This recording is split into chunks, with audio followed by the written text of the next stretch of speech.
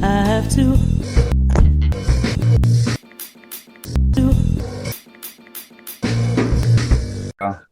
Alrighty. All right. Good morning, everyone. Thanks for dropping by. This is episode, I think it's 118 of Fallout Podcast. Tonight we're Double very figures. double figures, of course. Yeah, we're very lucky to have Una joining us one more time, and we're lucky to have Julia, one of the newest members of Poppycock, along with us as well. Hi, Una and Julia. How are you doing? Hi there. Hello. Morning. You okay, thanks? Yeah, not too I bad. like your Sunrise t-shirt. Yeah, Alice's, it's his birthday present, wasn't it? A Sunrise Oh, it's t-shirt. my birthday present to myself. Nice, very good. Okay, very Yeah. nice. Yeah. So yeah, tonight it's me and Alistair, and we're having a chat with Una and Julia about the new Poppycock album, Magic Mothers, that came out a little while ago. So yeah, I've made some notes on it, but obviously I'm really interested on your thoughts on the songs and how they came about. How did the band kind of come about? It's kind of more of a collective, really, isn't it, from what I understand? Well, no, the band, the lineup now, it's quite a stable lineup. Okay. The six of us, and we've been together maybe a couple of years, this lineup.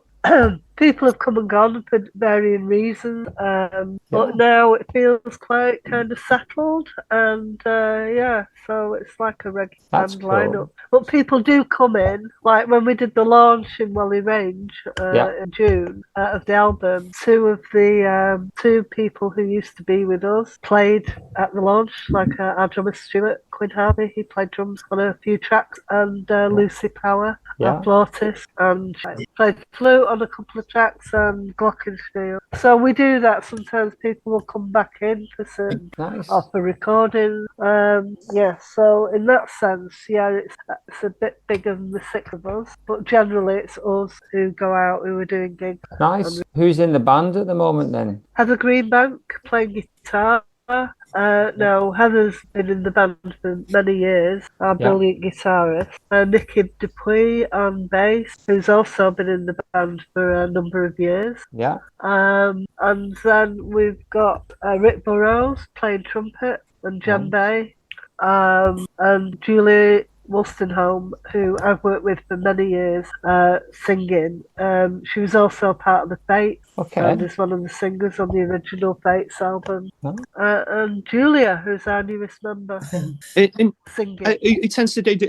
Is it kind of like a collective writing contribution, or do people? You tend to write songs together? No. So, but individuals. No, we've not done that. We've not done that yet, but. The songs that are on Magic Mothers, a lot of them are very, very old songs of mine. There was quite a few years when my kids were little where I wasn't involved in music or bands or anything, but I kept writing about that period. So some of the songs are from then. You know, some songs are like 20 odd years old. You know, some of them are more recent, like Gaslighting, probably one of the newest songs on the album. That's probably about 3 years old. Magic Mothers was a rap originally, but probably wouldn't have been allowed. A bit angry and a lot of swearing in it and stuff. But I kind of narrowed it down to the basics of what I was trying to say, and it turned into what it is now. There's lots of history behind a lot of the different tracks, and they are quite old, a lot of them. Well, if it's all right, we'll kind of jump in track by track, and then in between we can have a bit of a chat about the song and how it came to be, if that's okay. I'm going to start off with the first track on the album, which is Let It Out.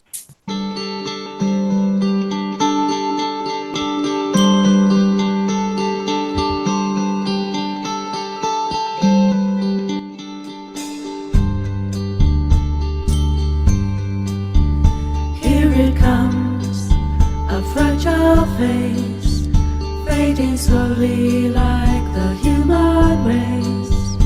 Let it out, time to let it out. Primeval cry, the shrieking bird, the will to cherish this precious earth. Let it out, time to let it out.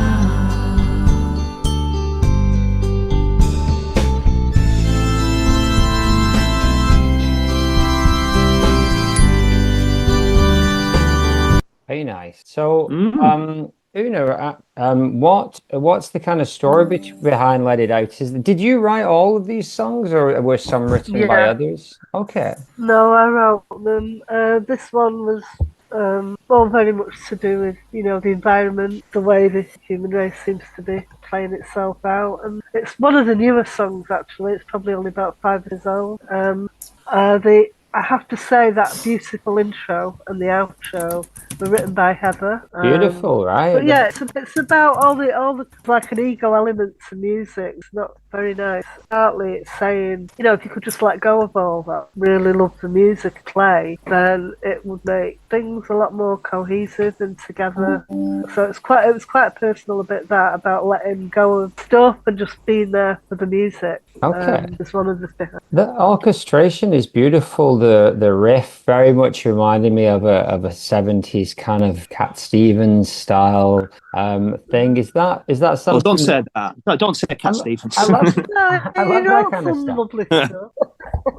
Is that Not as orchestration and bad. is that something that you kind of like work with the musicians, or do you kind of give them more free rein to kind of interpret it however they want? Well, kind of because the tunes are usually in my head anyway. But Heather came up with that intro herself. I mean, I've been writing on the bass because I used to write a lot on the guitar, so everything was very melodic. But I wanted more kind of riff, and so I started writing on the bass. So when I bring a lot of my songs to the table, so to speak, they're already kind of written. The whole music and the lyrics. Okay. But I'm hoping that we will. And because it's been such a long project, it's about 10 years in the making, for various reasons, illness, band breakups, all sorts. Okay.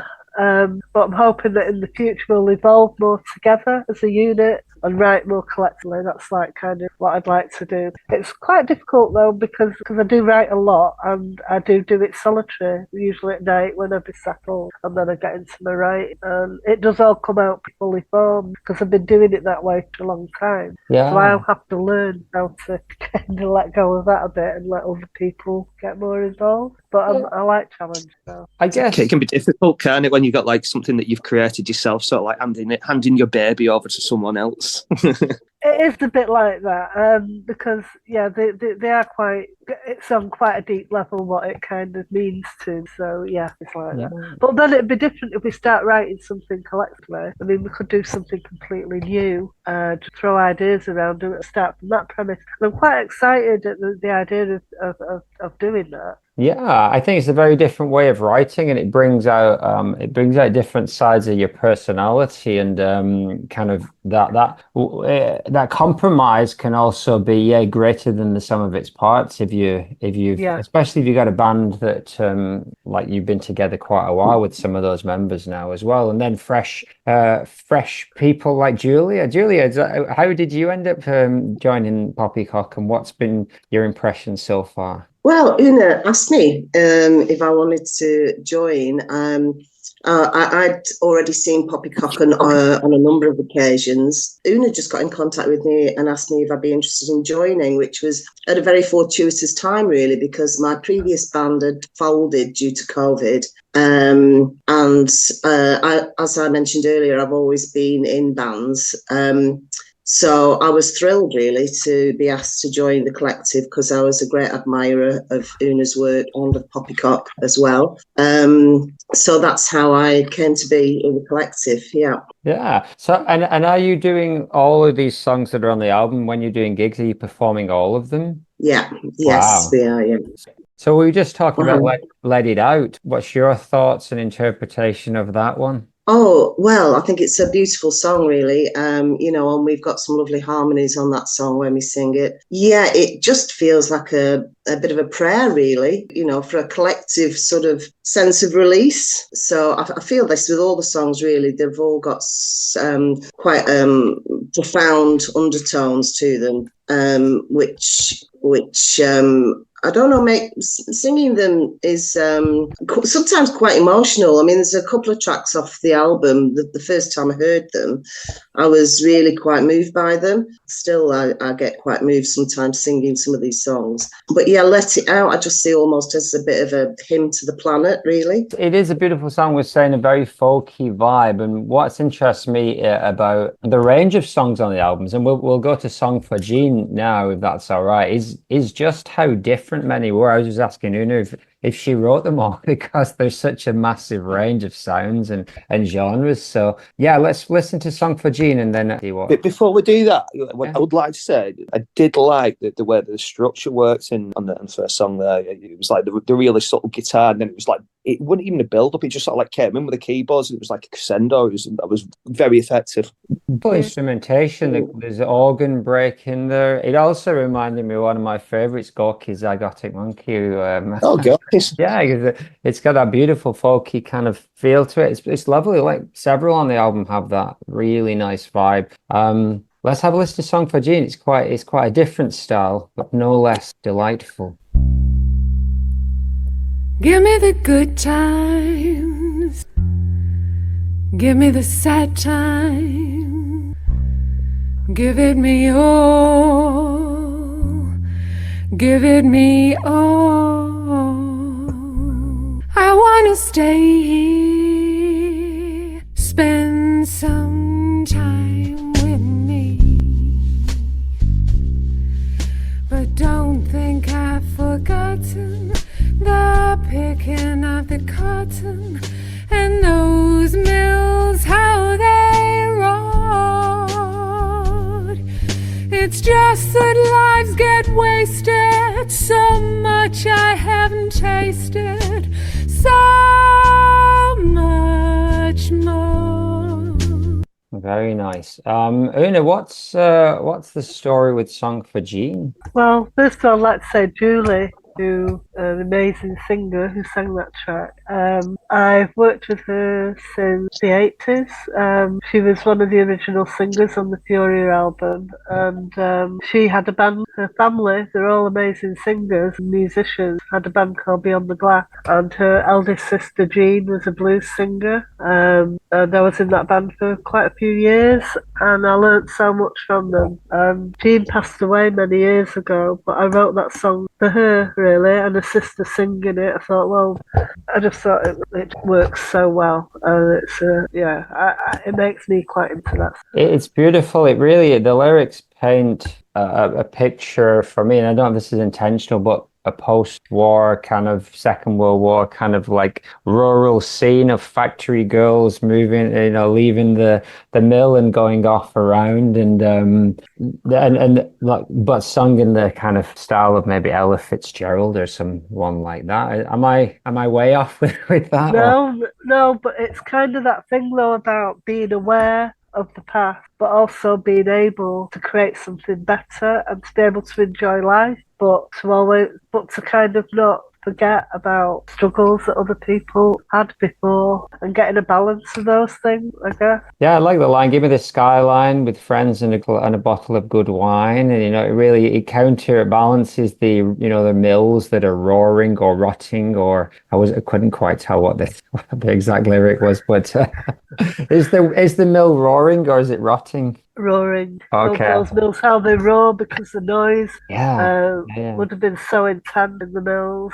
Actually, the mill workers came out on strike to support the people forced to pick the cotton in America. A link between that. To not forget the horrors that created the Industrial Revolution, because it's all kind of hyped up like this amazing thing, but people were living in dreadful conditions, which is why Engels was shown conditions that people were horrendous conditions people were living in at that time. Mary Burns was an Irish woman who showed him where people lived, and he was so horrified, and that was the foundation of like Karl Marx and Engels. I think you capture in these lyrics the idea of not forgetting, but also being able to still celebrate your life, and it's all in the mix, isn't it? Was the decision to do it in that kind of torch singer like Billie Holiday, Ella Fitzgerald kind of style? Was that in your head when you were writing it? Yeah, because it was for Jean and she was a blues singer. She had an amazing voice. And yeah, she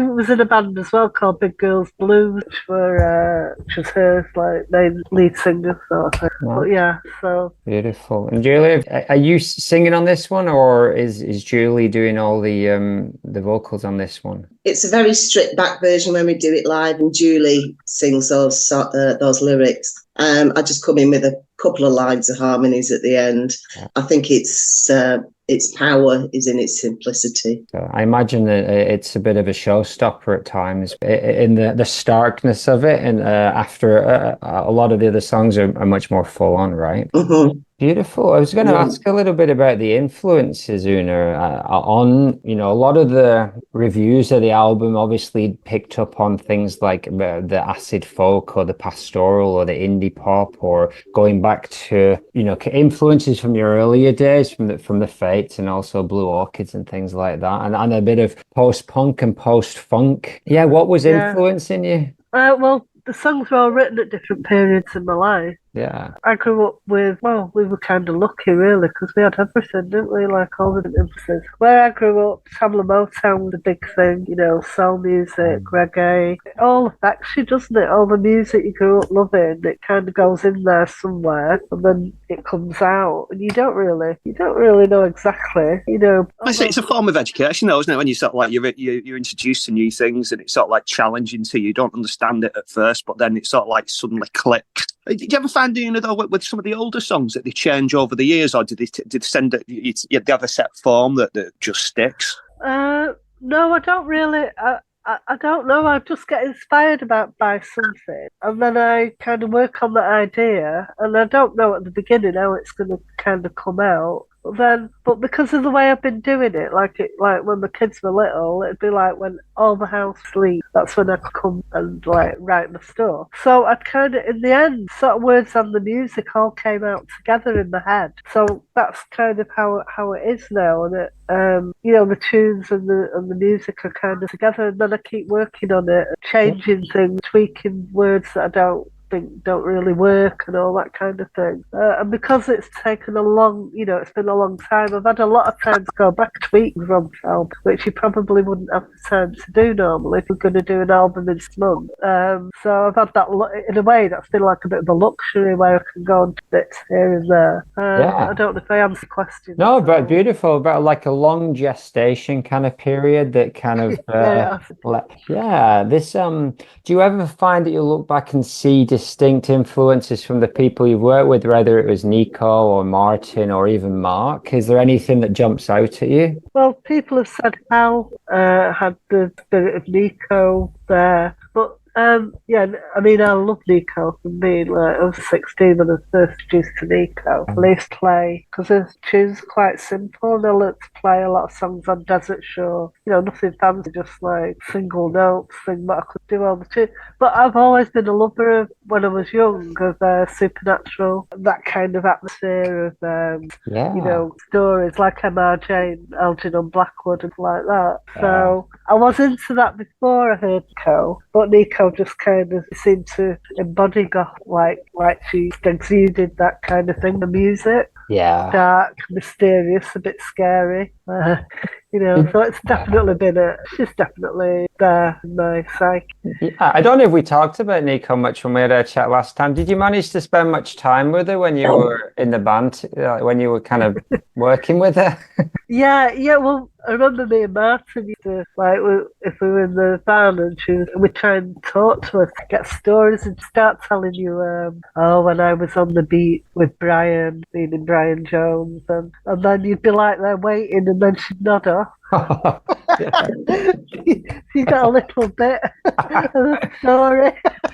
That's kind of what you want from her, that's really, isn't it, to be honest? But she definitely had a spectacular life, didn't she? Yeah, I think her songs are amazing. I think her lyrics so powerful, so descriptive, and yet English was a second language, and just amazing. And the music is quite complex, really. When you listen to the end, that whole track, the music's incredible. I mean, Yeah, Iggy Pop reckons that she's going to be discovered in the future, that people aren't kind of ready for her yet. I can definitely see that, and some of the more out there stuff. Yeah, sure. Yeah, let's jump into the third track, which is NDE, which I believe stands for near death experience. Let's have a gander at that one.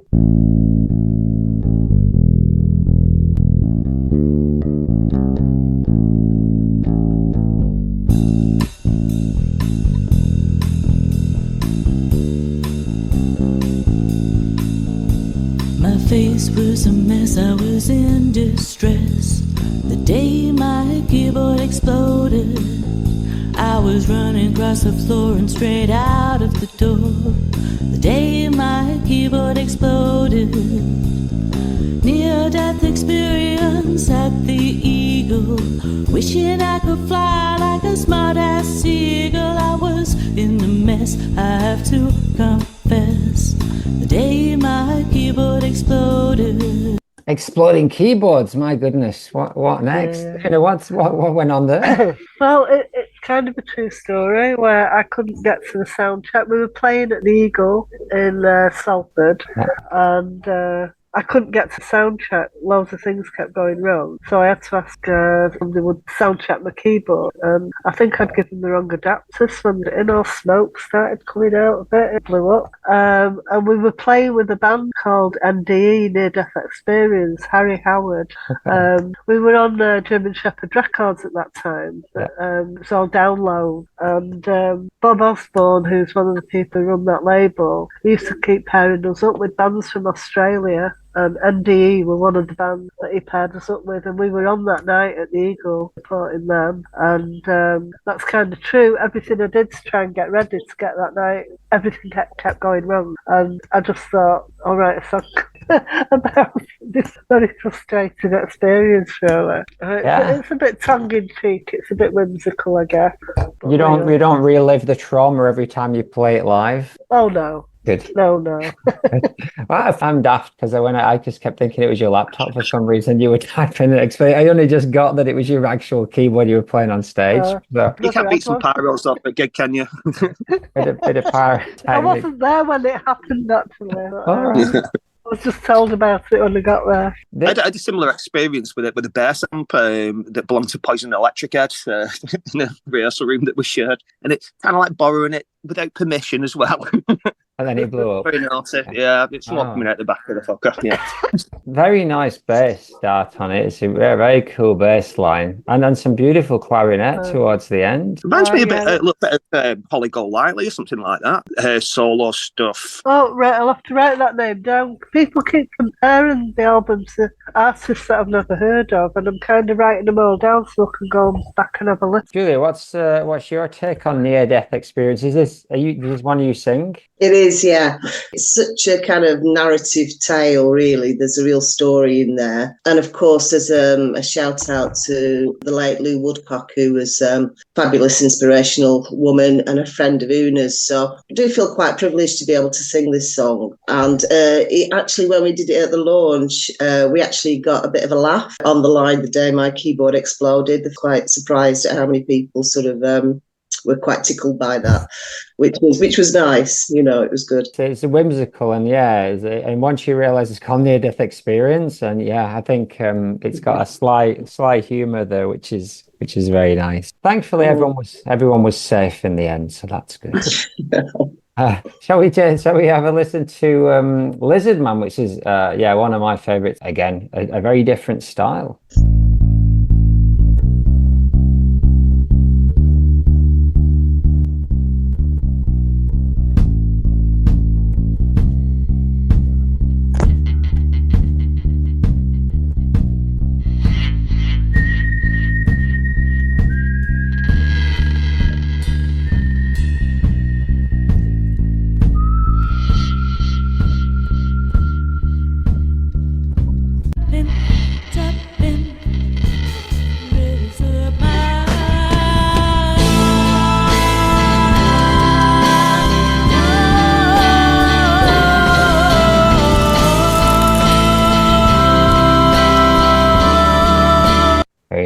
very nice indeed. I think I'm not sure we briefly talked about Lizard Man last time you're on. What's the origin of this one? Yeah, it was a dream I had about the fall. It's something like a club like the Beer Keller, where it's kind of a low ceiling, very dark, and I go in, and the band are all stood with the back to the audience, and then they turn round, and Mark's got this lizard costume made of 60-watt light bulb that goes off into a big long tail, and the highlight of the show is somebody switches them on.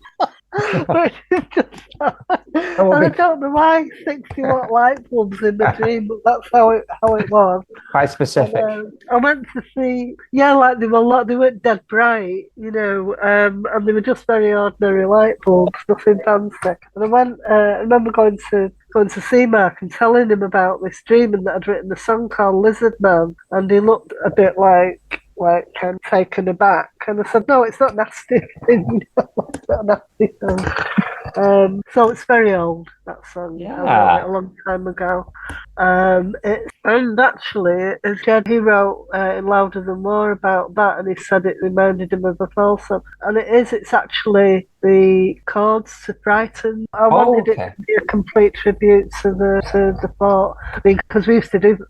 I played on Brighton when I was a ball. It was like one of my favourite tracks, and it was the most gospel sort of songs, and I wanted it to be a kind of tribute to that. Yeah, it's beautiful. It's beautiful, and that kind of story gives it a whole different light, because it's a very menacing song, and then opens up into this beautiful big kind of like open space, which must be awesome live. But then with that image of Mark with his light bulb lizard suit is delightful. It would have been great if we could have done it. We could have done a video of it. Yeah, do you think he would have been up for that?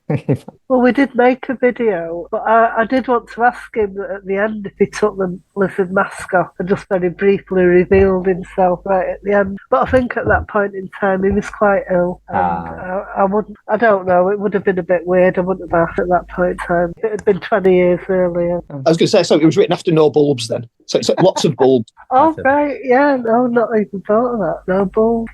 I think you've captured that fall sound as well. If Steve Hanley was around one day, he might be able to guest on it. And sort of like Morricone vibes, especially like with the whistling and like the pick slide and that kind of thing, and a little bit of Dwayne Eddy or something like that in there, with the whistling's really effective, isn't it? I think that's Lucy Power doing the whistling. Yeah, it's a really nice kind of piece. It just reminded me that there was a story flying around that in the early days of the Fall, Mark was going to dress up as a fly, and it was going to be called Fall and the Flyman. Has someone made that up, or have you ever heard? Was that ever an actual idea? It kind of rings a bell, but I don't. Yeah, I don't think it would have been a very serious idea, but probably not. Yeah, fair enough. Julia, what do you make of Lizard Man? Well, I think it's a hugely atmospheric song, and it's a real interesting piece to deliver as well, just because of the words, really. And I think you can create some interesting sort of vocal atmospherics, and there's a great range in it as well. As you say, it goes from being very sparse to being very expansive. And yeah, I think it's a great track. I really love it. Yeah, you were talking, Una was mentioning earlier, like those weird fiction writers like M.I. James and so on, and I definitely get that vibe from it as well. I did before I had the Lizard Man in light bulbs idea in my head. Now, all right, let's have a listen to the next track, which is called Gaslighting.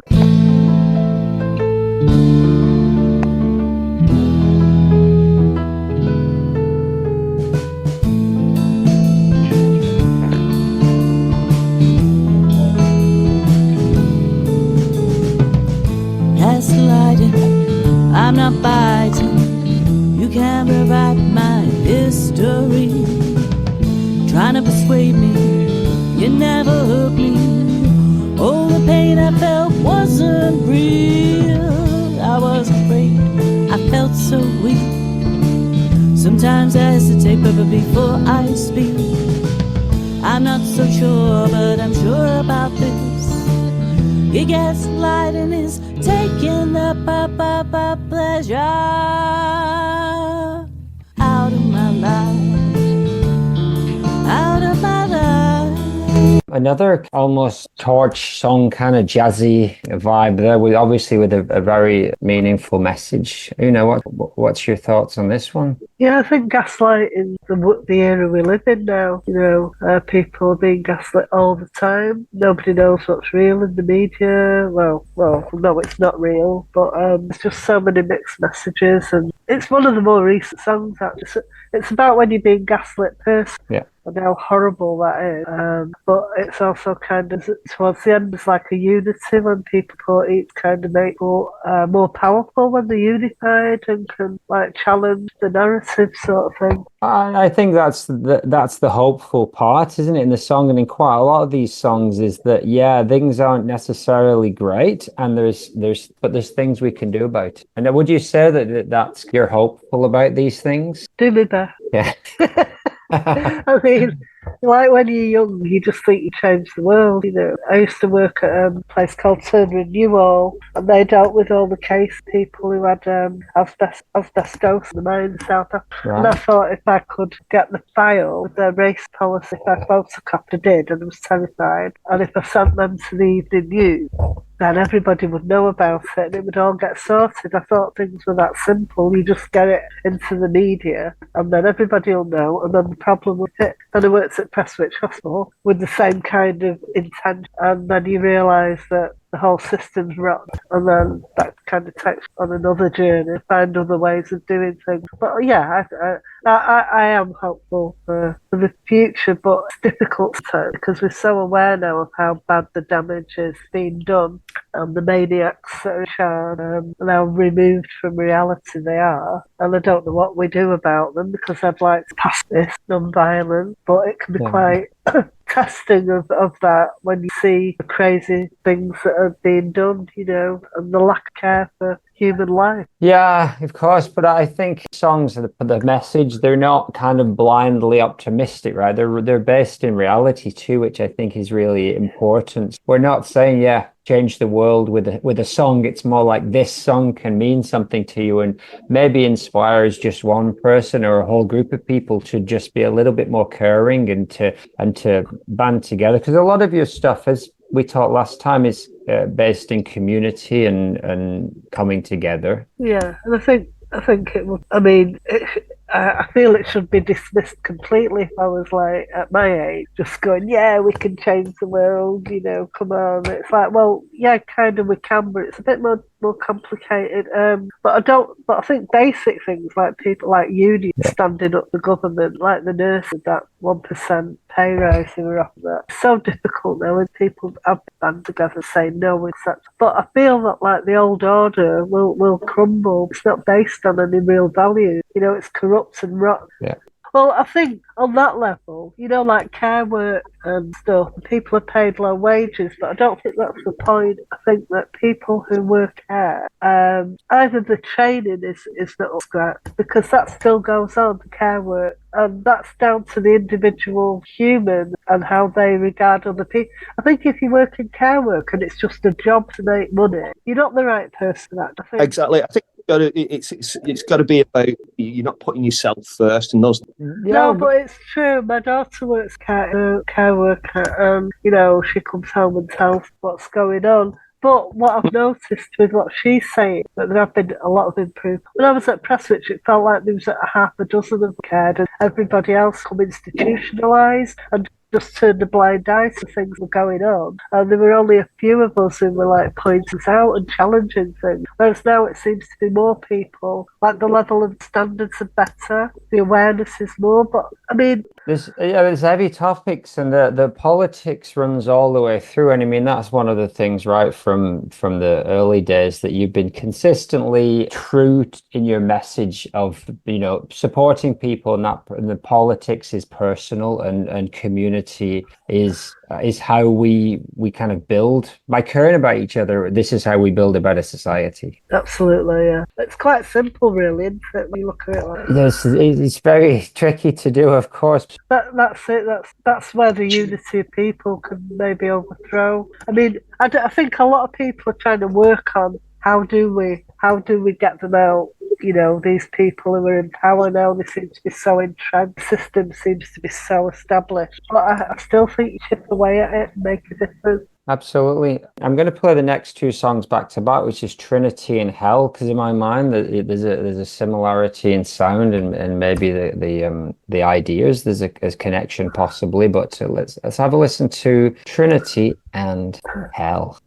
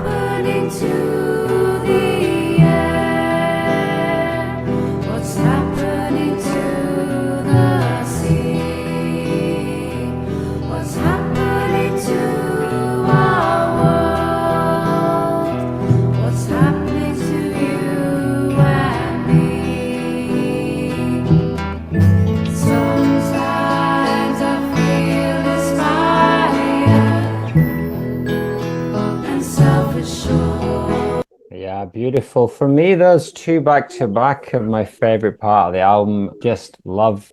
My bias is towards folk music, especially the darker end of folk music. I just wanted to jump in and ask Julia first, because I'm going to make an assumption, Julia, that your last band, I think you said your band's name was Matthew Hopkins. I'm going to assume there was a dark folky element to it. I might be totally wrong, but what's your take on these two songs of Trinity and Hell? Yeah, well, Matthew Hopkins, we were kind of quite folky, dark folky, punky, feminist sort of writing. I think folk music is a real powerful connector, just in terms of the stories and oral traditions and things like that. So these two songs particularly, I mentioned earlier about some of these songs being quite emotional, and Hell actually was the one that was the most emotional for me the first time I heard it. Actually brought me to tears, certainly the sort of last section of it, which is actually talking about Hell, the goddess. I just feel that Hell particularly is just a really kind of profound piece of work, really. It got some beautiful harmonies in there, and it very often sort of stops audiences in their tracks, I think, when we play it live, and hopefully that message comes across. Yeah, absolutely beautiful. Reminded me very much of the Watersons in terms of that kind of those harmonies, but sung with that strong accent as well, which is, and yeah, I'd love to hear it live. You haven't played down my neck of the woods recently. I'm in Osaka in Japan, so if you make it over, I can come and watch. Yeah, we'll put it on the list without a doubt. No worries. What these two songs, Trinity and Hell, where did these come from, and what do they mean to you? Well, Trinity came from a year back in, I think it's the early 90s, and there was about 3 people that I knew who were friends who'd all committed suicide, and I'd never experienced that in my life, people that I actually knew. Yeah. And that was the beginning of it, really, so that's one of the oldest songs actually on the album. So that's what brought it about, and then it was about the damage caused the planet as well. And yeah, it's another one that goes from the personal to the kind of global and makes those strong connections between what's happening to you personally is, it's what we're also doing to ourselves as a species. Yeah, absolutely, yeah. And then also, I was brought up Catholic. I come from an Irish Catholic background. My granny was very devout. You do the rosary. When we used to go on holiday there, every evening before tea, everyone's on the knees in the rosary. Very devout, very very lovely human being, amazing. But the idea of hell, because when I started to move away from F.A.L.L.O.U.T.P.O.D.C.A.S.T, I heard John Lennon's Imagine, and that's give the answer to all the things I've been looking for, and I thought I was an ace for a while. I think the universe, we live in an intelligent universe that I can imagine there's lots more that's far more evolved than we are, and it's been there forever kind of thing. So it's the idea that thinking about hell and the hideous, whatever strange person came up or people came up with that concept, it's one of the most hideous concepts. Imagine eternal suffering. I mean, what kind of a strange monster came up with that idea? Bizarre, and yet that idea is used to terrorise in submission, really. Every single person is that kind of idea has been put into their head. It's just hideous. And I've been very interested in, like Leonard Cohen, actually, one of the people who kind of opened up something in me to do with the idea of a female, kind of like a goddess, but the idea of hell, the goddess, what would your compassionate kind of deity be like? And that's where it occurred. And I'm looking at a lot of Catholic Holmet's work, which reflects that I came across by Pure X many years ago, and it was death appearing to you in different guises, death as a friend, and I was so moved by that as well. So that's kind of where that idea comes from, that when you pass away, maybe the universe, maybe you're being held till you fear passing, and that it's just natural that you pass and become a part of everything else, like soil or the air. And I feel very strongly about that idea. We would be much healthier whole human beings if those kind of ideas about compassion were much more taught in philosophy, in religion. I'm not a fan of, but like the idea of philosophy would be very beneficial. Hopeful kind of approach to this darker theme. I thought this would be a good time maybe to bring up the cover and maybe talk a little bit about Trinity. I'm not sure whether it connects directly to the cover, but Pascal we had on the show a little while ago, and we love his artwork, and this is very indicative of his style. So, I just wanted to get your take on the cover and what it maybe means and represents, and how much was kind of your vision and how much was Pascal's. Yeah, well, actually, Pascal wanted to call the cover Trinity. I actually thought it should be called Magic Mothers for that track, but he's done a painting for each track on the album, which I was incredibly humbled by. I couldn't believe it when he said he was doing that. This is like 10, 11 years ago now. He just said, could I do your artwork? If you ever make an album, could I do the artwork? And I said, yeah, that'd be amazing. And he came up with the first one he did. It was like a weird kind of a bird in a field, and I didn't kind of like that. And then he did one of a woman in a field surrounded by poppies, and I thought, yeah, that's okay. Then he came up with that one. I thought, that's the one. I just think I love it. I love the idea of it. I love the idea that the women, it's like the energy coming out of their hands, like create all that kind of thing. So yeah, I absolutely love that. Great, and it was his idea. Okay, yeah, and I couldn't, whether those are poppies or whether they're blood cells. For me, it was almost like the power was like going deeper, like beneath the surface into the blood of the listener. Yeah, that's good. I've not thought of it like that. He was very open to interpretation. When we pushed him, like, what does this mean? He's like, I'm not going to tell you. So he's like, well, fair enough, Pascal. We'll just make up our own ideas then. And he's like, yeah, that's good. You do that. I think in a way that's good, because I mean, sometimes I think maybe I'm explaining what I'm doing too much, and it's leave it open to keep to himself. But of course, they always will anyway. In terms of that idea of magic, I just wanted to ask you briefly. Well, I guess what I was going to say is both of those last two tracks I could have seen fitting on the Fates album. They struck me as very similar musically, and in some of the themes, magic, the depth of the soul. Is that something that's important to you? Yeah, very much so, and I think Helen Trinity easily listed on the Furia album. Well, magic to me is like put a seed in the ground. To me, that's magical. It doesn't matter how many ways science can break it down in its component parts. We'll never be able to express the actual wonder and magic of life itself. And giving birth, I mean, I've given birth, and it's magical. It's like you can't believe, you don't really understand how it's happening, that a human being inside you growing and it's going to live, and it still fills me with kind of awe. the beauty of the beauty and magic of the world that we live in, how stunningly beautiful, and how we can mess up some so incredibly powerful, and how like one tree can create thousands of replicas of itself. So we've been given that much abundance, and yet we can still think that's really well. That's also the beauty of it. If we didn't have that control, it might not be as meaningful to us if we didn't have that responsibility and that hopefully we'll sort it out and we'll do the right thing. One can only hope. The last two though, the Trinity and Hex, really reminded me quite a bit of sort of like shimmy disc sounding stuff, especially like with the flute. I really like that. Kind of like Bongwater quite a bit of Galaxy 500. Very nice stuff. And hey, Brendan, you've gone back to you saying you like the dark folk stuff. Have you ever heard the Tufty Club LP? Because that's put out by Rosper, and it's just like full of folk songs about kids having accidents. It's real frightening.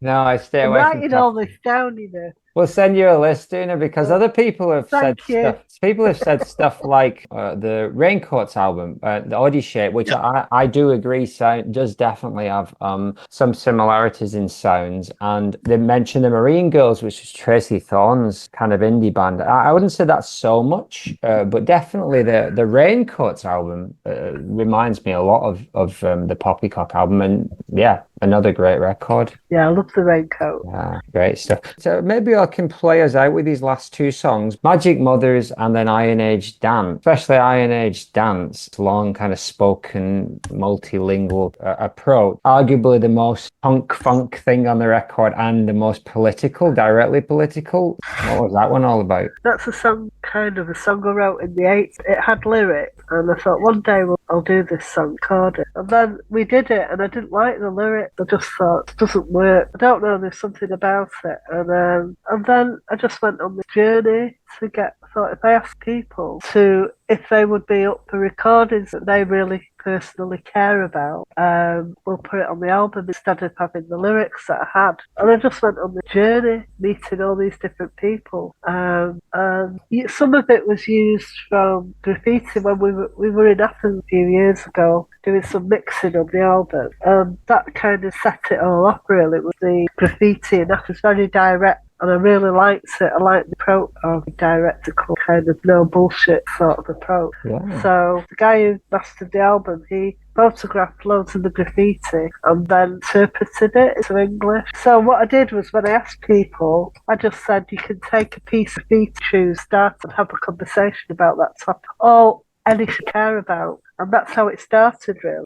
One woman, my friend Dominique, she did her own poem, a French poem. Yeah. Some people took the graffiti about prison. So two people I know who speak Turkish took that as their starting point and then debated about the pros and cons of prison. Wow. So it all came from that kind of thing. And then this Italian guy, he quoted a socialist Italian prime minister about if the youth use all kind of knowledge, well, you can, listen it on the album, but it was all very inspirational stuff, and people really cared. And that was the only criteria, was that you cared deeply about what you're going to say on the album. So we ended up with quite a few different ones. It's beautiful. It's a beautiful way to finish the album, I think, and just think it really typifies what we've talked about a lot here, about how community is important and every voice, your perspective matters, and you should be able to express yourself directly, and it's as direct as it gets. And the music's brilliant as well. I love that kind of like punky funk kind of bass heavy, and then it has a mariachi kind of break in there. It's a great track. The idea really was, it's almost as if people are being told, but we're all really pretty stupid. We don't have anything to say. We just go to pubs and get drunk and fight or argue, and everything's black and white. And I thought, this isn't true. People go out, and people do go out and talk about what they care about. So the idea was, it was people in a pub, and there's music in the background, and there's different culture, different tables, all talking about the things that they care about. That was the idea. I know it's not come out like that, but that doesn't really matter. You can definitely see that. For me, it was almost like flicking through channels on your TV, but seeing real people expressing their ideas. But I like that idea. The point comes across really strong regardless. Julia, is this one Like, do you do it live in any format? And what's your kind of take on this direct political song? Well, I think it's a really great opportunity for, as Una said, different voices to come in, express things that are important to them. So there isn't really any sort of singing on this track as such when we play it live. I tend to play the tambourine on this track. It feels slightly like a bit of a departure from the other songs, just in the style of it. And I just feel it's got a really sort of unique approach. When we did it live at the album launch, we had various people, different contributors coming up and speaking words that they'd written that were important to them. It just really brings different perspectives into the piece. And I think it really packs a punch live. I think it's a fantastic piece of work. And that idea of you could play it live, and if people have got their brain switched on, they could come up and express themselves in a way that other people will connect to as well. It's an opportunity to do that. That's what I really want to do. So you'd have maybe different speakers at gig. Yeah. Could even say to the audience, if you want to come up and just say a few words while we back you with the track. I mean, you don't know what might happen, but it's a risk. You might want to have the microphone ready to switch off at any point. But then that's the freedom of speech, isn't it? You got to take that risk. Come on, we trust you to express something that is going to be positive and in the spirit of our band, of our group. Yeah, that's true. I also believe that thing about, I might not agree with what you say, but I will go to the end of the earth to defend your right to say it. And I think that's been eroded now in our society. You either have that opinion or that opinion, and there's no dialogue, there's no communication. Why can't people argue and debate and argue with other people? If people have got very negative, narrow views, how are they going to expand those views if people don't debate with them or communicate? So listeners, start writing your essays now for the next Poppycock gig. Very welcome. Yeah, I'll play the songs on our way out. Thanks very much for dropping by. I really appreciate Una and Julia. What's coming up next for the Poppycock group? Well, we've got a gig in Bury Met in September, but really in the background working at finding a way. We're hoping to go over to Africa, working on getting a venue that will also show Pascal's artwork, because he couldn't get his work over for the launch. The technical difficulties over. But that, we want more gigs. We're kind of working on new material now, and also trying to get ready for whatever comes up. Yeah, just keep reaching out and keep writing, and hopefully there'll be material in the bag for some more singles and even a second album in hopefully not 15 more years. Yeah, maybe in the next year or two. Yeah, definitely. And Julia, how about you? You looking forward to writing stuff as part of Poppycock? Oh, absolutely. If the opportunity came along, I'd love to do that. I've got quite a back catalogue of songs that I've written, and the same amount of half-written songs as well. So that's definitely something that we could potentially explore. Yeah, I agree. I have a lot of opportunities. I remember, I think, you were talking about how, as we get a little bit older, maybe our kids are grown up and we've kind of, our lives changes. Why shouldn't we still be rocking and rolling in bands and getting out there? I think it was Neil Tennant from the Pet Shop Boys, and I think he's 70, which was amazing. It's like, and he was like, I think the age of ageism in rock and roll is over. Without a doubt, yeah. Oh, I mean, I'd love for people of any age to be accepted with the music you're making and get over this myth that, you have to be 20 to write a good song. It's just the sexism in the industry. I mean, we should be living in a world where we listen to our elders who've got all the experience, I mean, that side of our society has been kind of cut off, but it's certainly changing. Most cultures kind of have respect for the wisdom of their elders, I guess. Let's hope. Yeah, thanks for doing what you do. Really appreciate it. And thanks for inviting us, Brendan, and that's great. Yeah, thanks great. for coming along. Yeah. Nice to chat to you too. I'll play the last two tracks from Magic Mothers and Iron Age Dance, but you're all free to go your merry way. Have a good day and take care, and much appreciated. Thanks very much. Thank you. Thank you. Bye. Bye. Bye.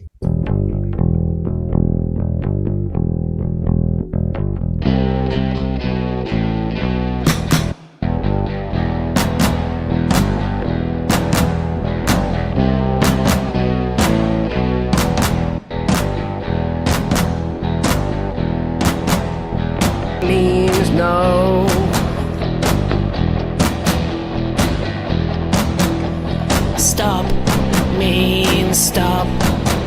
Yamata, Yamata, Yamata, Yamata. The brutalised tarmac pummeled over and over. Intricate architecture, crafted, enduring left to rot, destroyed, demolished. Soulless glass menageries pop up across the city, reflect the skyline and the Ve inançlarından dolayı zindana kapatılmamalı. Tamam, dediğin doğrudur. Ama diğer içerideki adi suçlulara ne olacak? Bir sürü gereksiz insanlar da var içeride. Tecavüzcü, katil, psikopat, üf.